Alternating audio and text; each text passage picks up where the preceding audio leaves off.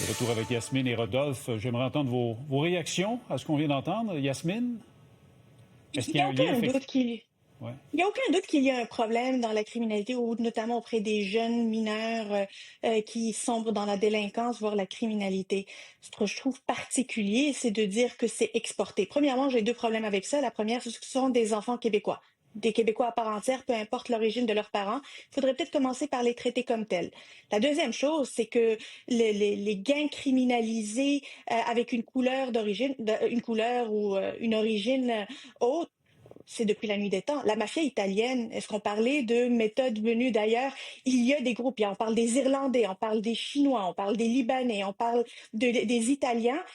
Ce n'est pas un phénomène nouveau, ce n'est pas l'immigration, ce sont des méthodes criminalisées qui ont été exportées depuis la nuit des temps. Alors, je m'explique mal la sortie aujourd'hui où tout d'un coup, les Arab Power, qui est un groupe criminalisé qui devrait être combattu, et oui, je suis d'accord que les peines bonbons devraient être revues, mais je m'explique mal cette sortie aujourd'hui, ce lien avec l'immigration. Rappelons-nous que quand François Legault, pendant la campagne électorale, avait fait un lien entre l'immigration, la cohésion sociale et la sécurité, il n'y avait pas assez de chemises à déchirer. Ouais. Un lien dangereux, selon toi, Rodolphe? Ta réaction au propos de M. Saint-Pierre Plamondon?